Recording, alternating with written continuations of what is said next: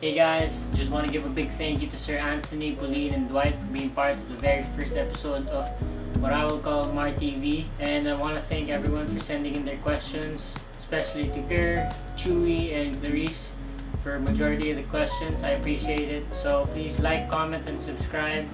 And we're just getting started. Enjoy the rest of the video, guys. Peace. Right.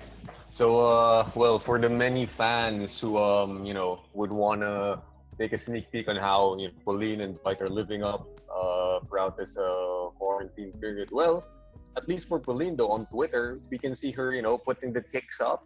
She has been posting some workout snippets of her workout videos online, so that's cool. But for Dwight, I mean, how is it though?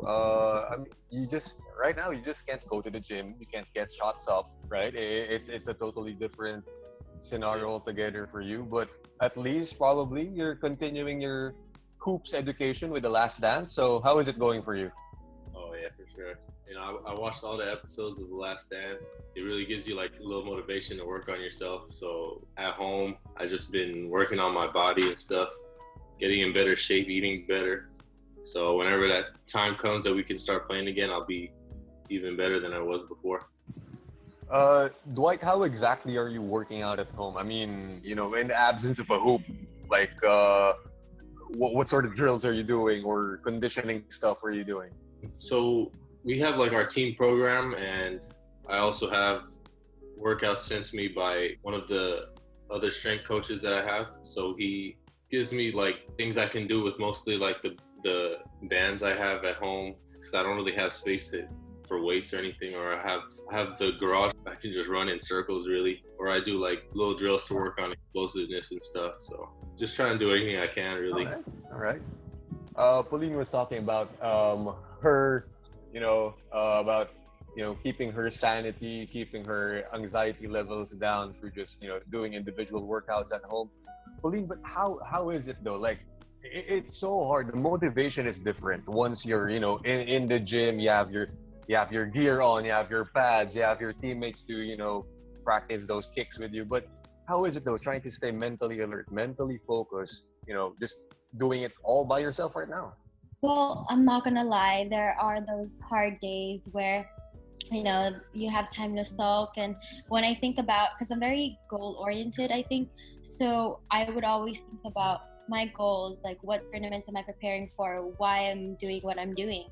And so when those hard days come, I literally just sit down and reflect and think. I always think about what my dad says, because he trained me growing up, and I would always think about what he tells me. He said off season always matters. All of the work that you put in, those are the times where you really have to push, because your opponents are probably either training even harder than you. So I know the uncertainties right now. We don't know when tournaments are going to happen, but I'd rather just be ready than not at all.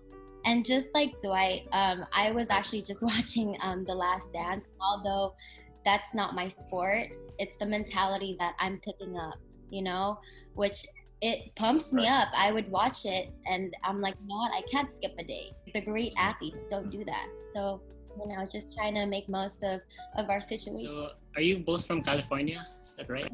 Yeah. Okay, so Yeah. speaking about that, the people want to know, like, what's the story behind you guys moving to the Philippines, and why Ateneo? And did you consider other schools over here? So I've been competing for the Philippines since 2010. So I earned my spot, and I've been traveling back and forth. I was based in LA, and I decided to move to the Philippines in 2016. My story was I lost my Olympic ticket, and I decided, you know what, I'm going to dedicate another 4 years and move to the Philippines. And at the same time, I was actually supposed to go to LaSalle. That was my first choice. But the moment that I stepped on Ateneo campus, as soon as I stepped on Ateneo campus, I'm like, you know what? I fit in here. It feels like home. I feel like I can get along with people, and it's not just about the athletic background, but also the academic standards that Ateneo holds. I definitely and I can't wait to go back to school. Actually, I mean, I've been on leave for 2 years. and I can't wait to go back. And I remember having class with you, Marty. Yeah. I remember that. Always went to class, you know, So, never skipped. I don't know about that, man. So I think I was invited to play for Batangilas. I think it was under 16, but I don't know. I just didn't really feel like that time for me yet. So I was just going. I felt like I could advance my training back home better. I had more use to like facilities and stuff. We were playing games every summer. It was just nonstop. So I kind of used that to improve on myself. And then in high school, Coach Tab came and tried to get me to go to Ateneo for my freshman year. But my dream at the time was to play Division I. So when I got that, that was the option I took. So a couple years passed, and I felt like I was ready to come here, play for UAP, try and play for Gilas. And then, so that's pretty much what happened. I came here, started getting into everything, and then I didn't really consider any other schools except for Ateneo, really. I knew Coach Tab, and all my family said is if you're gonna go to a school in the Philippines, you gotta go to Ateneo. That's the only one. You have a brother, right? Playing for Ateneo. Yeah, my little brother came with me too. Right now, he went back home for during Corona. But what's the current situation now with you guys? Like preparing things from day to day, buying the groceries during this lockdown. How difficult has it been? For me, I try and like load up. Probably go like once like every 2-3 weeks. Buy like fruits, vegetables, meats, just like things that'll last a long time. Some canned foods.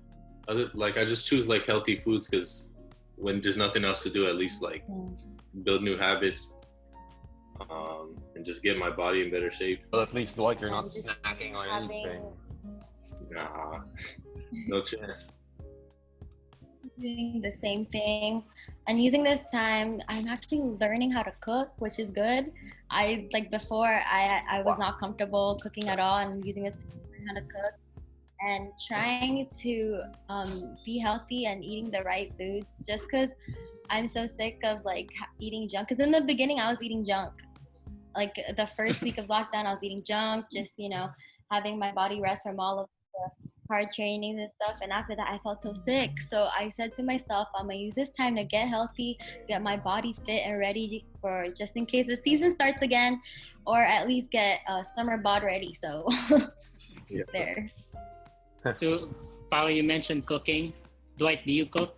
Of course. I've been using this time to upgrade my dishes too. I got some new dishes. What about pastries? Are you What are into your that? specialties, Dwight? Pastries. I've seen the stories, in the posts. The people want to know who provides these care packages for you, and the food looks good. I know it looks good.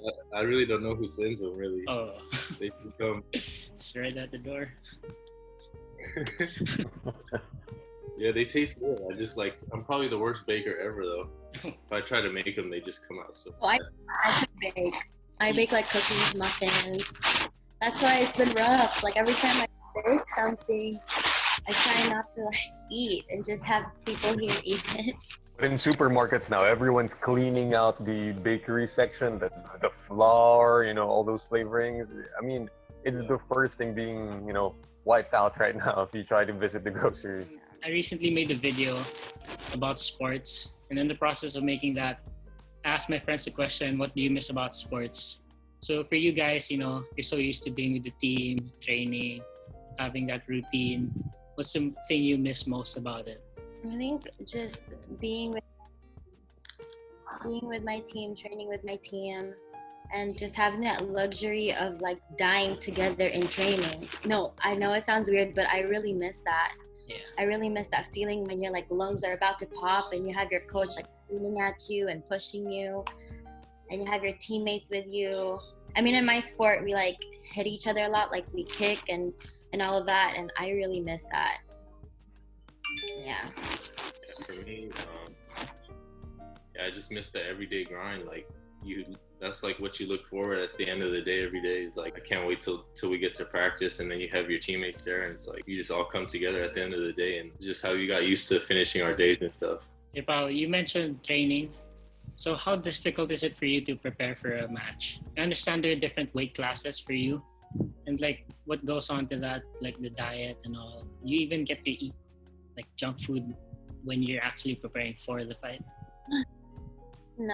My preparation now that I've been, kind of what we call like a veteran in my sport, because I'm actually entering my 10 years with the national team. So how I prepare is actually months before, because now that I'm older, I recover much slower compared to when I was younger. So a lot of strength and conditioning on my end, and food that I eat, definitely that's like monitored. But more than anything, it's not just the physical training now, because everyone knows how to kick or knows the techniques to use. But for me, I really focus on a lot of mental training, watching clips, watching my opponents, just knowing exactly like what they're gonna do and stuff. So a lot of mental training for me. I usually, when I have a big tournament, I probably prepare 6 months ahead, and that's all of like the muscle endurance, power endurance, and all of that comes into play. So my training for big tournaments are hard. We train with the team 3 times a day, and it's hard to adapt to it now. I was so used to training with my team 2 to 3 times a day that once the lockdown happened, it was hard to adjust. It was hard to get myself up. I don't have an alarm. I don't have to wake up so early. I don't have anyone pushing me. So it was hard to adjust, but it's not impossible. As I mentioned at the start, both of you represented the country for your respective sports. So obviously there's a lot of excitement and pride. What about you, Dwight? How do you prepare yourself for a game knowing that there's a lot of pressure, but you still have to perform at a high level? For me personally, I just think of it like as another game, because even though maybe it's on a bigger stage, I practiced for so many years already. I've gone through so much already that like sort of take it as like another game. Okay, we talked about the preparation. What about during the fight? Pao, someone asked this, like, how do you mentally handle yourself when you're behind in a match? If you ever are, I try to remain calm and just listen to my coach, and don't worry too much, because I just have to trust in my training. So that's what I try to do. And then before the fight, we try to simulate those types of situations in training. So if I do it enough, it just becomes muscle memory, and I don't have to worry about it and stress, because I'm putting everything I have in the ring. The international level, I'm sure people have followed you guys already. I've seen it on social media. People go crazy over you guys. So what does that feel like, and how do you manage the expectations of the fans, your friends and family?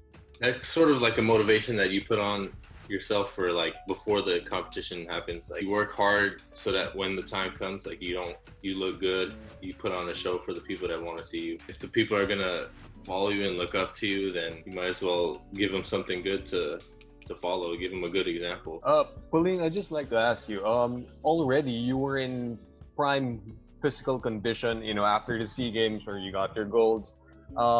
Were you going to represent Ateneo again after the SEA Games? Yeah.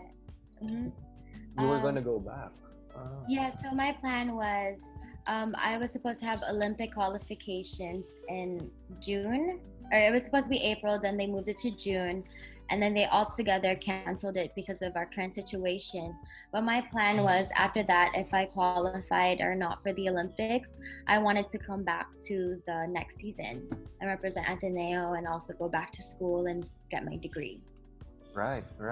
Because it isn't as frequent, no, these taekwondo tournaments. I think it only comes by invite or by ranking, doesn't it? So these tournaments, the Philippines was only gonna choose 2 women and 2 men to try and qualify for a spot for the Olympics. And I was one of them. So it's not by ranking, but your ranking when you're in the tournament helps. And if I did compete in May, I would have been ranked number 3. So I had a good seeding. I had a really good seeding. And in Dwight's case, Dwight, I know the UAAP season 83 is it's still months away, but Ateneo regularly participates in many summer tournaments, and you also have Gilas on your plate too. So what's the schedule looking like? I mean, what was the team's initial response to? Okay, everything's gonna be scrapped, I guess, for the summer. Yeah, I think we had like overseas training camps planned. We had practices every day, but for the last 2 months, like all we can do is send our workout videos to in our group chat. But so that's all we can do really to prepare is like get our bodies ready, stay strong, stay fit. All right, all right. You guys mentioned the current situation we're in now. So you're hopefully going to represent the country again sometime in the future. How do you think things will be moving forward? Can you imagine sports without fans? Are you ready for that? I think we're gonna all have to adjust to a new normal. I don't think we're gonna get back to how we were before all of this thing happened. But I don't mind fighting without fans there. If the new normal requires us to do like virtual, like, you know, the fans can only watch us online, then so be it. But if anything, safety and your health comes first. What's worrisome for Pauline is in Taekwondo, you're kicking each other. There's going to be some sweat, blood, sometimes even. Exactly. So I don't know how you're going to manage about it. I don't know, but like I said, my safety and my health comes first. So I hope they find a way. And I'm praying to God that, you know, someone comes up with a vaccine and we can all go back to how we were before. But that's going to take some time. And that's why all this anxieties and all of this uncertainties is causing that anxiety. But like I was saying earlier, we just have to feed our mind like the same way how we feed our body. We just have to feed our mind with the right things and just remain positive and just have that faith that everything's going to get back to normal. And Dwight, for your case though, I mean, even NBA players right now are, you know, some of them are calling for the season to be called off, or some of them are in favor of the season resuming at a later date. But even in basketball though, all right, basketball, it's not like football where you got your helmet and probably someone's blood is gonna be there on his mouthpiece or something, or it's on his pads. But I mean, in basketball though, there's gonna be elbows bumping. There's gonna be, you know, someone's sweat all over your jersey. So, I mean, what's your take on it? I don't really know, because I mean, like, if people are posting up, like, you know, there's really a lot of contact there. On defense, there's a lot of contact.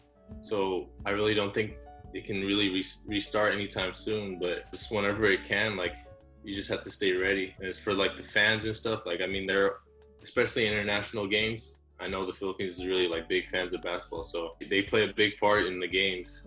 But even if all they can do is watch online, like, I'll still be okay with it if that's something that we had to do moving forward. Okay, Paul, this next one is for you. Here, let's go back a little. You've achieved so much in your career, but like we all started somewhere. When was that moment that you said to yourself that you actually wanted to do this, like Taekwondo, and when did you commit to the sport?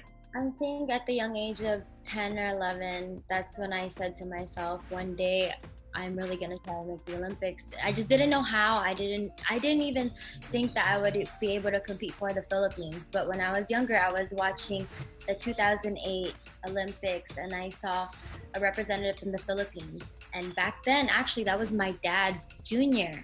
My dad was also in the national team and he was fighting for the Philippines. Unfortunately, he didn't have a break. So when I said to him, listen, I want to do the sport. I want you to help me out and I want to make the Olympics. That's the moment I realized that, you know, anything I do now, even though I was so young, that's how I thought, because I had the guidance of my dad. And I said to myself, anything I do now, that's going to lead me to my goal and my dream. So that's how I started. Yeah, for Dwight, you're from California now in Ateneo. How's school been for you? You're new here. How's the campus, the community, just the experience compared to the States? Yeah, I really like it here because, like, back in the States when I would go to college, everyone's more like keep to themselves. You'll go to class, go home, go back to your room. Like, everyone has like their own groups that they stay with. But here, it's like the whole school is all together. Like, it's all one big group. Everyone's close. Like, random people will talk to you. You can just talk to anybody. It's more friendly. Dwight, coming from Cal State Fullerton though, how important of an influence was it, you know, the school being, it's a haven for Phil-Am hoopers. I mean, Marshall Lassiter came from Cal State Fullerton, Ryan Reyes of TNT came from Fullerton as well. How big of it was an influence that did it open your eyes to, oh, there's a whole world of professional hoops back in the Philippines, probably coming in contact with these guys over there in the States? Yes, one of the assistant coaches was actually Filipino too, and all the coaches, they have good connections with a lot of professional teams and stuff. So I felt good making that choice going there, and I really think like if I didn't go there, I wouldn't be like the same player I am today. Even though like I might not have played as much as I'd like, I think that sort of like drove me to keep improving. Like if I'm not going to play here, I'm going to play. I need to make sure I play. Like I didn't blame the coaches or anything like, oh, they're not playing me. I just said, okay, maybe I'm just not good enough yet. So I just improved myself and just kept getting better every year. But speaking of that, though, I mean, you guys are learning a hell of a lot of basketball from Coach Tab. How does it differ, though? Because, back in the States, they really put a premium on hoopers having the athleticism is there, the size is there. But in terms of thinking the game, how is it under Coach Tab? Yeah, Coach Tab's really good. He really pays attention to a lot of the details of the game. Like little things, like teaching you like different angles on how to screen. Like some of the other coaches might just tell you, oh, just screen there, but like Coach Tab will really walk you through it and show you like the angle that he wants. Like it really like little details like that. Like that's what changes the game really. So I guess we'll have a few more questions left. When you all come out of this quarantine, what change or constant effort will you guys make moving forward? When this quarantine's over, I think the stuff that I took for granted, I definitely will not take for granted any longer. Just even the luxury of hopping in your car and just driving to your friend's house, even me, like I'm not even with my family here because I wanted my grandma to be safe. Like what if I was a carrier? I don't know, so I didn't stay with her, and just that luxury.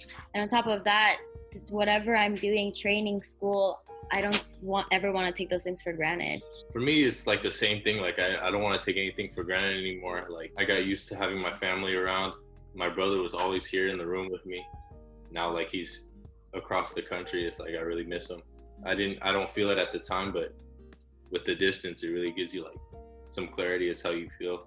Great insights from both of you. I mean, these things, just being with family, having the freedom just to be mobile, go about your business, do what you have to do. It's something that it's just taken away from us, and it's totally disrupted. That I guess Pauline said it a while ago.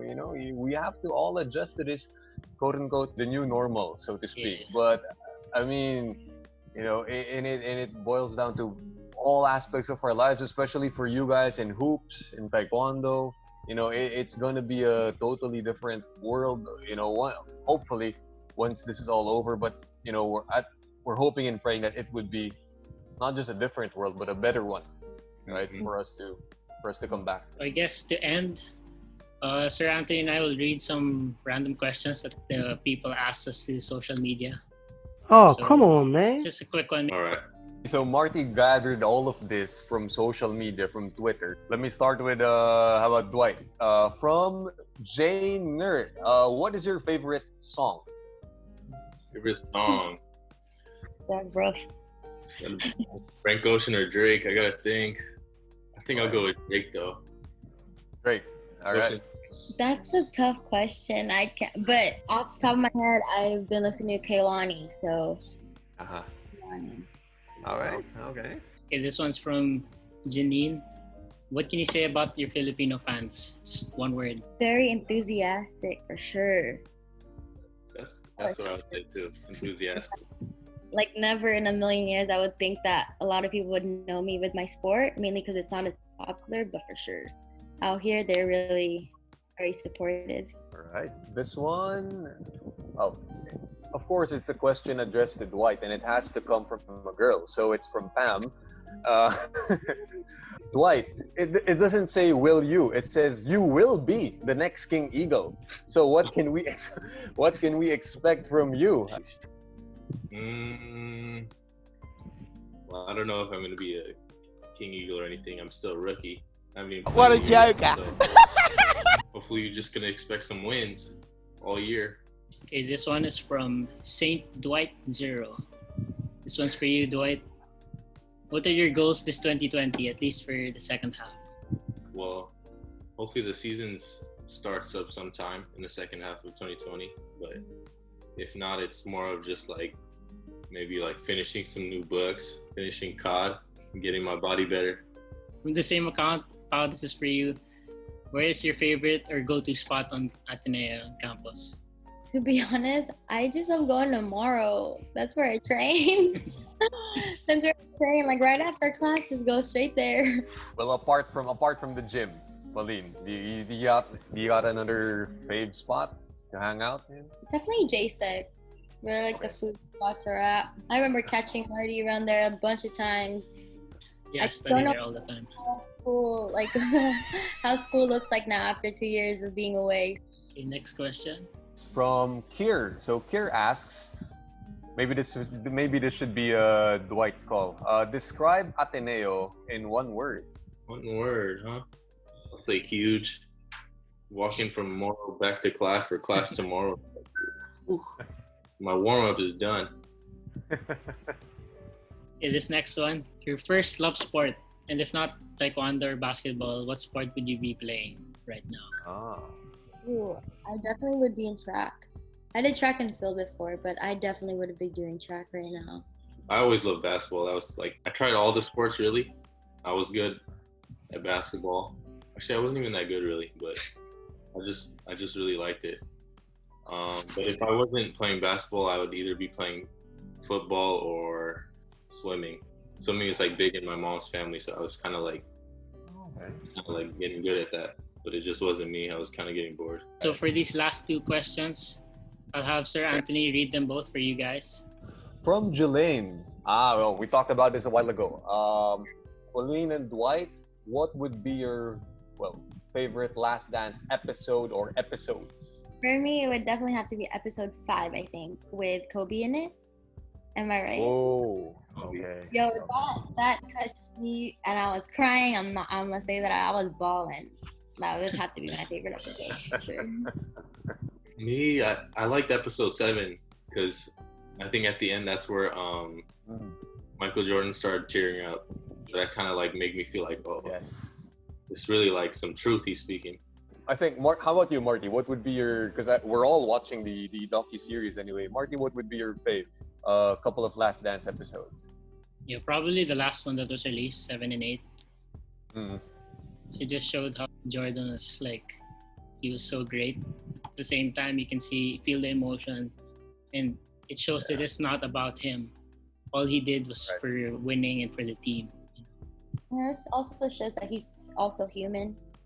Yeah, correct. Big one. It takes a whole lot for a guy who's being revered as the basketball deity, the basketball god, but to see a 57-year-old man, watching old clips, old highlights of them just doing training, running wind sprints and everything, to bring him to tears, it shows you how much competition, just the spirit of competition meant to him, right?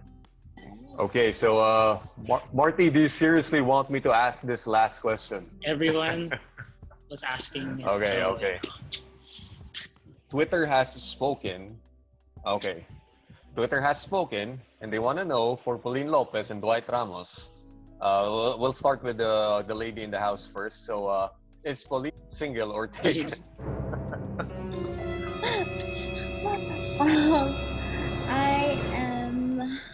I want to say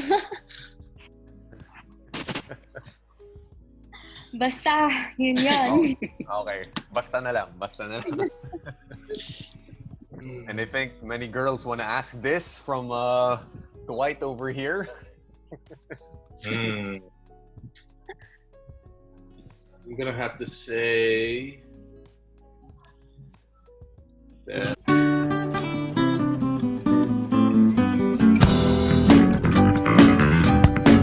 I need to phone a friend to answer. So at least we got a basta yun na lang, and we got a phone a friend. So we'll leave it at that, everyone. You just have to choose. Go answer it, Dwight. I'll choose single then. Damn, bro. Okay. Stay with that. So there you have it, guys. The national team members: Dwight Ramos for basketball and Pauline Lopez for taekwondo. Hope you guys stay safe without this quarantine, and see you guys in the next one.